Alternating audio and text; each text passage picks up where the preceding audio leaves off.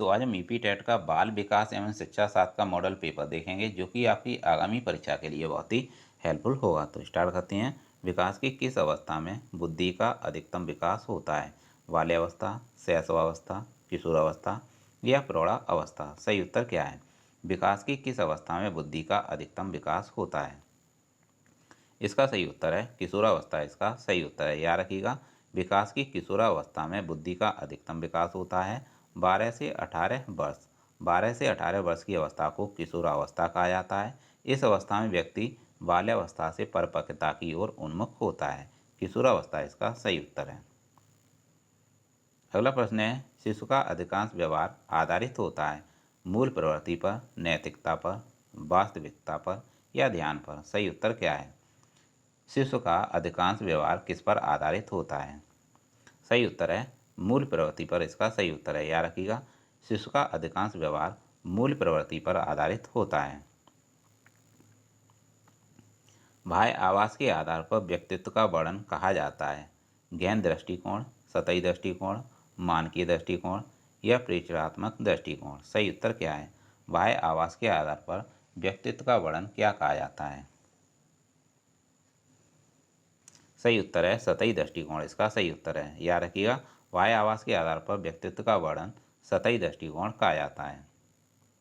अगला प्रश्न है, व्यक्तिगत भेद पाए जाते हैं बुद्धि स्तर में, अभिवृत्ति में, गतबाह्य योग्यता में या उपरोक्त सभी में? सही उत्तर क्या है? इसका सही उत्तर है उपरोक्त सभी में। याद रखिएगा, बुद्धि स्तर में, अभिवृत्ति में, गतबाह्य योग्यता में, उपरोक्त सभी में व्यक्तिगत भेद पाए जाते हैं। अगला प्रश्न है, चिंतन प्रारंभ होने के लिए क्या आवश्यक है? पूर्वानुभव, भाषा, तर्क या समस्या? सही उत्तर क्या है? सही उत्तर है समस्या। याद रखिएगा, चिंतन प्रारंभ होने के लिए समस्या का होना आवश्यक है। बुद्धि लब्धि संप्रत्यय विकसित किया था, किसने विकसित किया था? बिने, रीड ने, टर्मन ने या कैटल ने? सही उत्तर क्या है? बुद्धि लब्धि संप्रत्यय किसने विकसित किया था? सही उत्तर है टर्मन ने। याद रखिएगा, बुद्धि लब्धि संप्रत्यय टर्मन ने विकसित किया था। इसका जो बुद्धि लब्धि का जो सूत्र होता है वह होता है MA, जिसे कहते हैं मानसिक आयु। क्या कहते हैं? जिसे कहते हैं मानसिक आयु। और CA जिसे कहते हैं वास्तविक आयु इंटू 100। तो याद रखिएगा, मानसिक आयु अपॉन वास्तविक आयु इंटू 100, जो कि बुद्धि लब्धि का सूत्र है। तो सही उत्तर है टर्मन। इसका सही उत्तर है। अगला प्रश्न है, विद्यार्थियों के पोर्टफोलियो के लिए सामग्री का चयन करते समय डैश का डैश जरूरी होना चाहिए? बताइएगा सही उत्तर क्या है? दोस्तों, इसका सही उत्तर है ऑप्शन पहला ही इसका सही उत्तर है, विद्यार्थियों और समावेशन इसका सही उत्तर है। याद रखिए, विद्यार्थियों के पोर्टफोलियो के लिए सामग्री का चयन करते समय विद्यार्थियों का समावेशन जरूर होना चाहिए। ऑप्शन पहला इसका सही उत्तर है। विद्यार्थी व्यक्ति भिन्नता प्रदर्शित करते हैं, अतः शिक्षक को अधिगम की एक समान गति पर बल देना चाहिए, कठोर अनुशासन सुनिश्चित करना चाहिए, परीक्षाओं की संख्या बढ़ा देनी चाहिए या सीखने के विविध अनुभवों को उपलब्ध कराना चाहिए? सही उत्तर क्या है? विद्यार्थी व्यक्ति भिन्नता प्रदर्शित करते हैं, अतः शिक्षक को क्या करना चाहिए? इसका सही उत्तर है ऑप्शन चौथा। इसका सही उत्तर है सीखने के विविध अनुभवों को उपलब्ध कराना चाहिए। इसका सही उत्तर है ऑप्शन चौथा। अगला प्रश्न देखेंगे, प्राय विद्यार्थियों की त्रुटियां डैश की ओर संकेत करती हैं। वे कैसे सीखते हैं? विद्यार्थियों का सामाजिक आर्थिक स्तर पर या यांत्रिक अभ्यास की आवश्यकता या सीखने की अनुपस्थिति? सही उत्तर क्या है?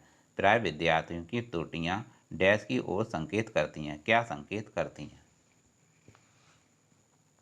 इसका सही उत्तर है वे कैसे सीखते हैं। याद रखिएगा, प्राय विद्यार्थियों की त्रुटियां वे कैसे सीखते हैं की ओर संकेत करती हैं। ऑप्शन पहला इसका सही उत्तर है। अगला प्रश्न है, अधिगम अनुभवों को इस प्रकार से आयोजित किया जाना चाहिए जिससे अधिगम को सार्थक बनाया जा सके। नीचे दिए गए अधिगम अनुभवों में से कौन सा बच्चों के लिए सार्थक अधिगम को सुगम नहीं बनाता? जो सुगम नहीं बनाता है आपको वह बताना है। ऑप्शन है पहला, विषय वस्तु की केवल याद करने के आधार पर पुनरावृत्ति। तो दोस्तों, ऑप्शन पहला ही इसका सही उत्तर है। विषय वस्तु की केवल याद करने के आधार पर पुनरावृत्ति इसका सही उत्तर है।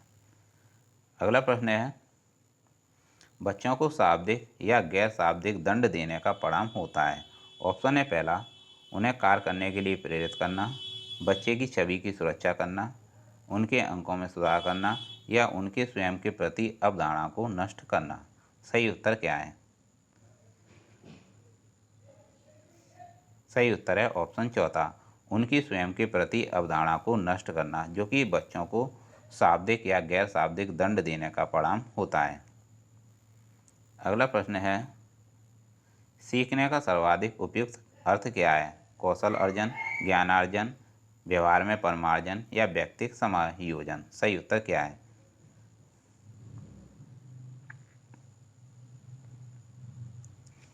इसका सही उत्तर है ऑप्शन तीसरा, इसका सही उत्तर है व्यवहार में परमार्जन इसका सही उत्तर है। सीखने का सर्वाधिक उपयुक्त अर्थ होता है व्यवहार में परमार्जन। अगला प्रश्न है, वाणी दोष नहीं है, बताइएगा कौन सा वाणी दोष नहीं है। ऑप्शन है पहला, ध्वनि परिवर्तन और अस्पष्ट उच्चारण, धीमी या तेज गति से बोलना, हकलाना और तुतलाना, तीव्र अस्पष्ट वाणी। सही उत्तर क्या है? वाणी दोष कौन सा नहीं है? सही उत्तर है धीमी या तेज गति से बोलना, जो कि वाणी दोष नहीं है। सही उत्तर है इसका ऑप्शन दूसरा। अगला प्रश्न है, एक औसत बुद्धि लब्धि वाला बच्चा यदि भाषा को पढ़ने व समझने में कठिनाई प्रदर्शित करता है तो यह संकेत देता है कि बच्चा किसका लक्षण प्रदर्शित कर रहा है। लेखन अक्षमता जिसे डिस्ग्राफिया कहते हैं, गणितीय अक्षमता जिसे डिस्कैल्कुलिया कहते हैं, गति समन्वय अक्षमता जिसे डिस्प्रैक्सिया कहते हैं और पठन पठन अक्षमता जिसे डिसलेक्सिया कहते हैं। सही उत्तर क्या है? पूछा गया है आपसे, एक औसत बुद्धि लब्धि वाला बच्चा यदि भाषा को पढ़ने व समझने में कठिनाई प्रदर्शित करता है तो यह संकेत देता है कि बच्चा किस लक्षण को प्रदर्शित कर रहा है। सही उत्तर क्या है इसका? इसका सही उत्तर है पठन अक्षमता इसका सही उत्तर है, जिसे कहते हैं डिसलेक्सिया। इस लक्षण को वह प्रदर्शित कर रहा है।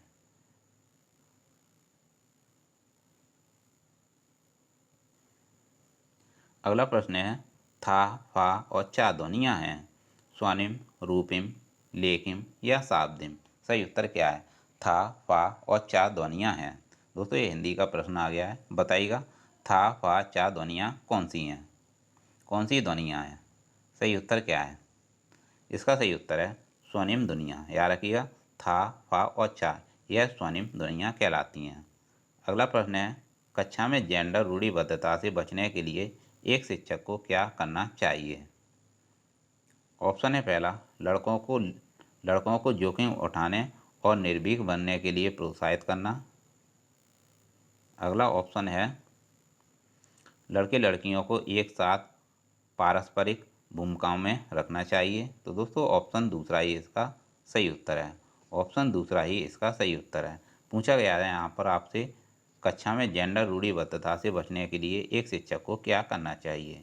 लड़के लड़कियों को एक साथ अपारस्परिक भूमिकाओं में रखना चाहिए, यह इसका सही उत्तर है। अगला प्रश्न है, शिक्षा का अधिकार अधिनियम 2009 में निर्दिष्ट किया गया है कि कक्षा 1 से कक्षा 5 तक यदि प्रवेश दिए गए विद्यार्थियों की संख्या 200 से अधिक है तो विद्यार्थी और अध्यापक का आवश्यक अनुपात होगा 30, 40, 45 या 50। सही उत्तर क्या है? आपसे पूछा गया, शिक्षा का अधिकार अधिनियम 2009 में निर्दिष्ट किया गया है कि कक्षा 1 से 5 तक यदि प्रवेश दिए गए विद्यार्थियों की संख्या 200 से अधिक है तो विद्यार्थी और अध्यापक का आवश्यक अनुपात क्या होगा? सही उत्तर है ऑप्शन पहला 30 इसका सही उत्तर है। 30 इसका सही उत्तर है। अगला प्रश्न है, क्रियात्मक अनुसंधान के संबंध में निम्न में से कौन सा कथन सही नहीं है?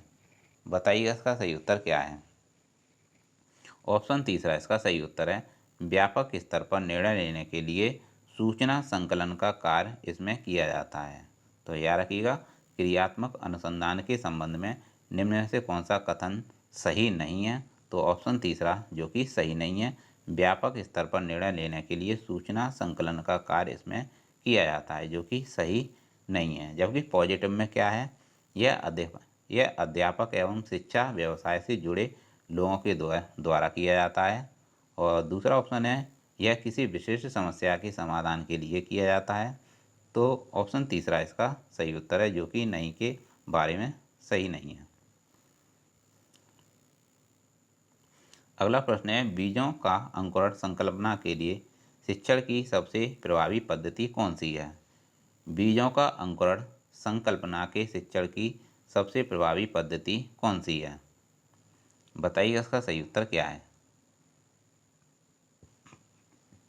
इसका सही उत्तर है ऑप्शन दूसरा, विद्यार्थियों द्वारा पौधे के बीज बोना और उसके अंकुरण के चरणों का अवलोकन करना इसका सही उत्तर है। दोस्तों, आपसे पूछा गया था बीजों का अंकुरण संकल्पना के शिक्षण की सबसे प्रभावी पद्धति है ऑप्शन दूसरा, विद्यार्थियों द्वारा पौधे के बीज बोना और उसके अंकुरण के चरणों का अवलोकन करना इसका सही उत्तर है। अगला प्रश्न है, जब बच्चा फेल होता है तो इसका तात्पर्य है कि ऑप्शन है पहला, बच्चा पढ़ाई के लिए योग्य नहीं है, बच्चे ने उत्तरों को सही तरीके से नहीं किया है, बच्चे को प्राइवेट ट्यूशन लेनी चाहिए थी, व्यवस्था फेल हुई है। बताइएगा इसका सही उत्तर क्या है। दोस्तों, इसका सही उत्तर है ऑप्शन चौथा, व्यवस्था फेल हुई है। जब बच्चा फेल हो जाता है तो इसका मतलब यह होता है कि व्यवस्था फेल हुई है विद्यालय की। अगला प्रश्न है, शिक्षण से अधिगम पर बल देने वाला परिवर्तन हो सकता है। ऑप्शन है पहला, परीक्षा परिणाम पर केंद्रित होकर, बाल केंद्रित शिक्षा पद्धति अपनाकर, या रटने को प्रोत्साहित करके, या अग्र शिक्षण की तकनीक अपनाकर। सही उत्तर क्या है। शिक्षण से अधिगम पर बल देने वाला परिवर्तन हो सकता है, क्या हो सकता है। सही उत्तर है बाल केंद्रित शिक्षा पद्धति अपनाकर, इसका सही उत्तर है। याद रखिएगा, शिक्षा से अधिगम पर बल देने वाला परिवर्तन हो सकता है बाल केंद्रित शिक्षा पद्धति अपनाकर। अगला प्रश्न है, वह कौन सा स्थान है जहां बच्चे में संज्ञानात्मक विकास को सबसे बेहतर तरीके से परिभाषित किया जा सकता है। खेल का मैदान, विद्यालय एवं कक्षा पर्यावरण, सभागार या घर। सही उत्तर क्या है। वह कौन सा स्थान है जहां बच्चे में संज्ञानात्मक विकास को सबसे बेहतर तरीके से परिभाषित किया जा सकता है। सही उत्तर है विद्यालय एवं कक्षा पर्यावरण, इसका सही उत्तर है। अगला प्रश्न है, निम्न में से कौन सा बुद्धिमान बच्चे का लक्षण नहीं है। आपको नहीं वाला बताना है। निम्न में से कौन सा बुद्धिमान बच्चे का लक्षण नहीं है। दोस्तों, ऑप्शन पहला ही इसका सही उत्तर है। वह जो लंबे निबंधों को बहुत जल्दी रटने की क्षमता रखता है, जो कि बुद्धिमान बच्चे का लक्षण नहीं है। यह इसका सही उत्तर है ऑप्शन पहला। जबकि दोस्तों, बुद्धिमान बच्चे के लक्षण क्या क्या होते हैं। ऑप्शन है दूसरा, वह जो प्रभावपूर्ण एवं उचित तरीके से संप्रेषण करने की क्षमता रखता है, वह जो अमूर्त रूप से सोचता रहता है, वह जो नए परिवेश में स्वयं को समायोजित कर सकता है। तो ऑप्शन पहला, जो कि नई के संबंध में, ऑप्शन पहला इसका सही उत्तर है।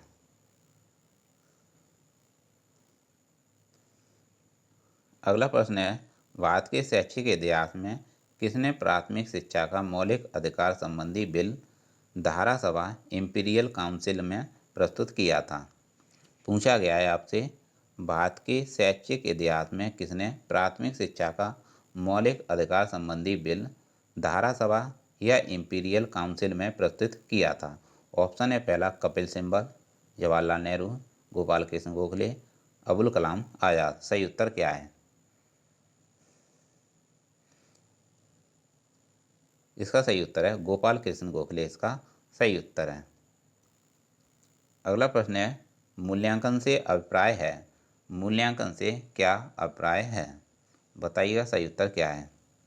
इसका सही उत्तर है ऑप्शन तीसरा, मूल्यांकन से अभिप्राय होता है छात्रों के अधिगम की सफलता व असफलता का अध्ययन करना। याद रखिएगा, मूल्यांकन से अभिप्राय होता है छात्रों के अधिगम की सफलता व असफलता का अध्ययन करना। इसका सही उत्तर है।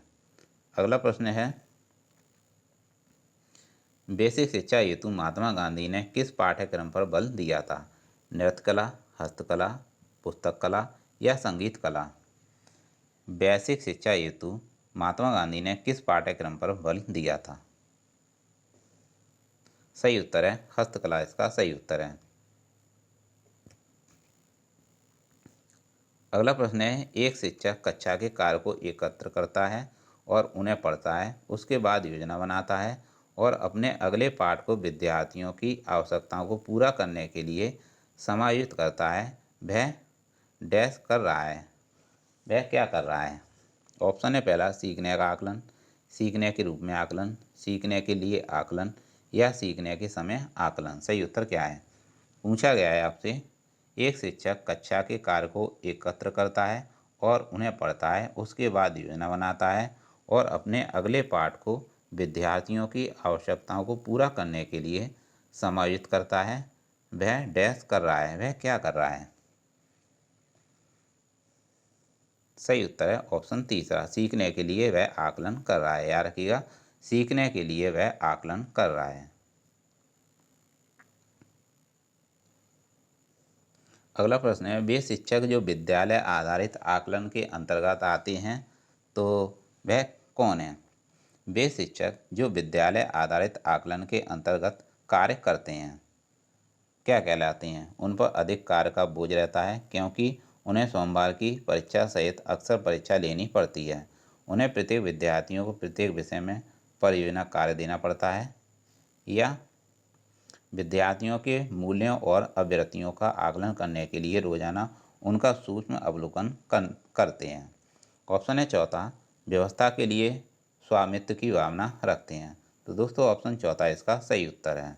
पूछा गया था आपसे, वे शिक्षक जो विद्यालय आधारित आकलन के अंतर्गत कार्य करते हैं, इसका सही उत्तर है व्यवस्था के लिए स्वामित्व की भावना रखते हैं। यह इसका सही उत्तर है ऑप्शन चौथा। अगला प्रश्न है, कॉलबर ने प्रस्तुत किया है। कॉलबर ने प्रस्तुत किए हैं संज्ञानात्मक विकास के चरण, शारीरिक विकास के चरण, संवेगात्मक विकास के चरण या नैतिक विकास के चरण।